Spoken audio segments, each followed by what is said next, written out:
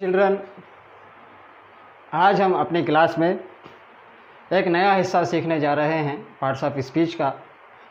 जैसे कि आप बेहतर जानते हैं, हम रोज़ाना पार्ट्स ऑफ स्पीच के हिस्से सीख रहे हैं। हमने सीखा नाउन किसे कहते हैं, हमने सीखा काइंड्स ऑफ नाउन कितने हैं, और हमने जाना प्रोनाउन क्या है, प्रोनाउन की किस्में कितनी हैं, वर्ब किसे कहते हैं, वर्ब के फॉर्म कितने हैं, किस तरह से उसको चेंज करना चाहिए, उसके अंदर कितने हिस्से हैं, हमने ये देखा।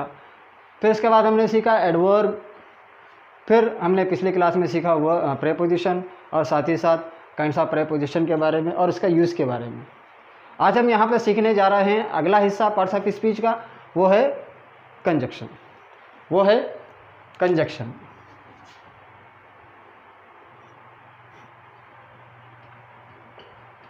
तो बच्चों, ये कंजक्शन है, इसको हम कहेंगे हुर्फ़े अत्फ़। हम इसको कहेंगे हुर्फ़े अत्फ़।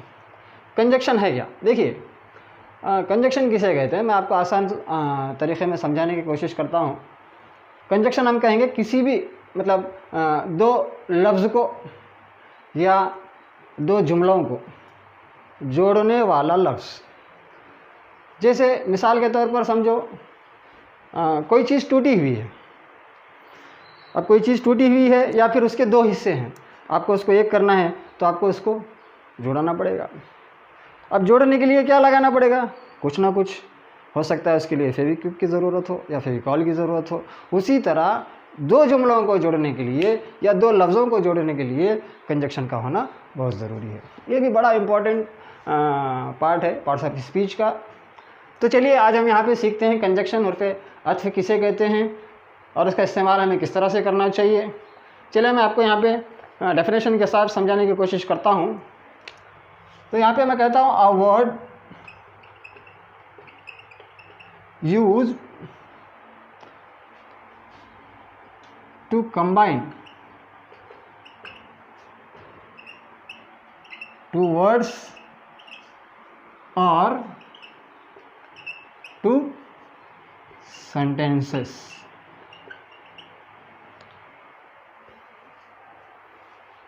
is called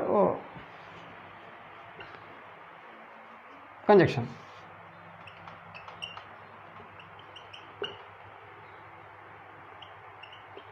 बस, बड़ा आसान है। दो लफ्ज़ों को जोड़ता है या फिर दो जुमलों को जोड़ता है, उसी को हम कहेंगे कंजक्शन। ये कैसे होता है, इसकी मिसाल क्या है? एक मिसाल के तौर पर मैं आपको समझाने की कोशिश करूँगा। चलिए, हम यहाँ पे एक मिसाल लिख लेते हैं। अब देखिए, यहाँ पे एक एग्जांपल देखिए, शी वाज रिच। ठीक है, यहाँ पे एक सेंटेंस आपका कंप्लीट हुआ। शी वाज रिच, वो अमीर है। अब यहाँ पे मैंने इस्तेमाल किया but not happy, but not happy या फिर अनहैप्पी, इसका अपोजिट जो हम एंटोनिम्स जिस तरह से लिखते हैं, अनहैप्पी। क्योंकि नॉट तो सिंगल नहीं आएगा, नॉट आने के लिए हेल्पिंग वर्ब का होना ज़रूरी है, ऑक्सिलरीज वर्ब का होना ज़रूरी है। तो यहाँ पे देखिए, she was rich but unhappy. यहाँ पे जो इस्तेमाल किया गया है, ये जो वर्ड है, यही है कंजक्शन। इसी को हम कंजक्शन कहेंगे, इसी को हम हर्फ़े अत्फ़ कहेंगे, जो जोड़ने वाला है। मिसाल के तौर पर मैं यूँ कहूँ, मैं तेज़ दौड़ा, मैं तेज़ दौड़ा डैश, दूसरा जुमला मैं यहाँ पे कंटिन्यू कर रहा हूँ, मुझे बस नहीं मिली या मैं बस नहीं पकड़ सका। तो अब इस दो जुमलों को जोड़ने के लिए हमने यहाँ पे क्या इस्तेमाल किया? मैं तेज़ दौड़ा मगर बस नहीं मिली। या फिर आप इसका इस्तेमाल शुरू के ज़रिए से, ज़रूरी नहीं है कि कंजक्शन दरमियान में ही हो, दरमियान में ही हो, ये ज़रूरी नहीं है। ऐसे कई वर्ड्स हैं जिसका इस्तेमाल आप शुरू में भी करते हैं, जैसे एज सुन एज। जैसे मैं यहाँ पे कहूँ, मेरे तेज़ दौड़ने के बावजूद बस नहीं मिली, मतलब यही हुआ ना, मैं तेज़ दौड़ा मगर बस नहीं मिली। तो यहाँ पे जो आप सेंटेंस, दो सेंटेंस को एक सेंटेंस में कर रहे हैं, उसको कंबाइन कर रहे हैं, एक ही जुमले में बना रहे हैं, उसके लिए कंजक्शन का होना ज़रूरी है। तो मैं आपको आज कुछ वर्ड्स लिखाऊंगा जो कंजक्शन हैं, जिनको हम इस्तेमाल करेंगे आगे। अब यहाँ पे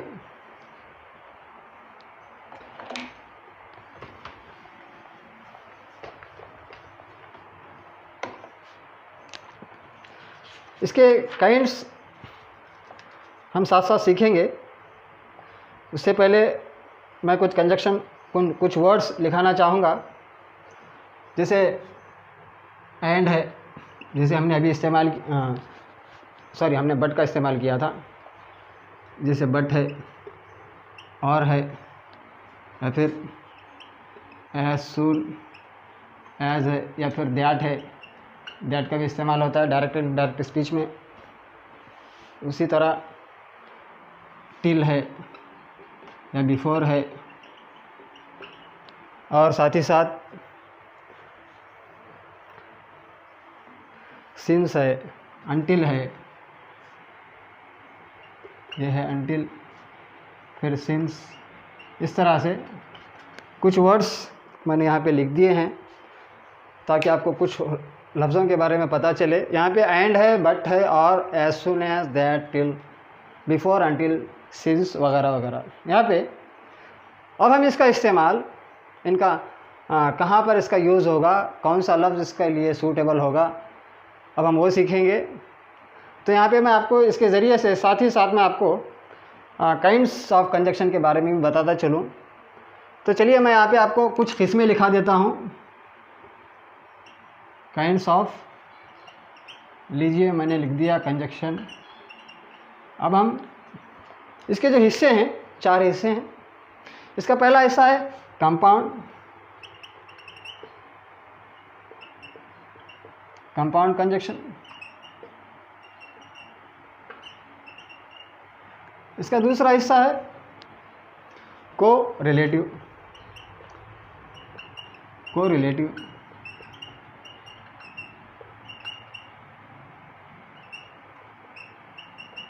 को रिलेटिव कंजक्शन।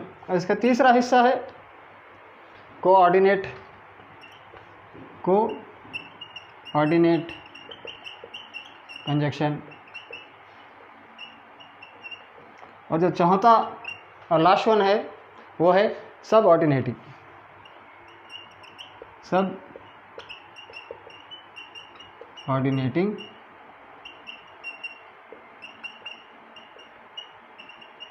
कंजक्शन।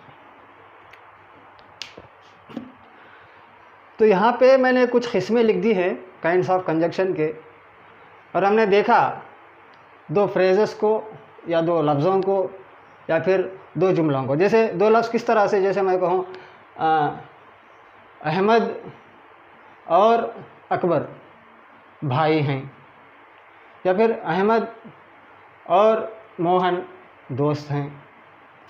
तो यहाँ पे और का जो वर्ड यूज़ किया गया, Mohan and Ahmad are friends. तो यहाँ पे 2 लफ्ज़ों को जोड़ा गया, 2 सेंटेंस इसके अंदर नहीं है, बस 2 वर्ड है, एक अहमद है, एक मोहन है। उससे पहले हमने सेंटेंस यूज़ किया था अहमद और साथ में अकबर, जो 2 भाई हैं। अहमद एक वर्ड है और दूसरा वर्ड है अकबर। इन दोनों का हमने कंबाइन किया था, एक लफ्ज़ बना दिया था दोनों को मिला के, जिसका हमने कंजक्शन एंड का इस्तेमाल किया, तब जाके एक सेंटेंस बना।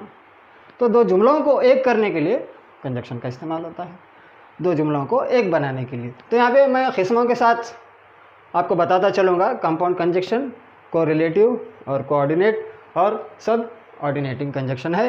ये हम अगली क्लास में किस्मों के साथ, इनके कुछ एग्जांपल्स के साथ हम सीखने की कोशिश करेंगे। तो चलिए इंतज़ार कीजिए अगली क्लास का, और बड़े खुशी से, बड़े गहराई से हम इसको सीखने की कोशिश करेंगे। Thank you.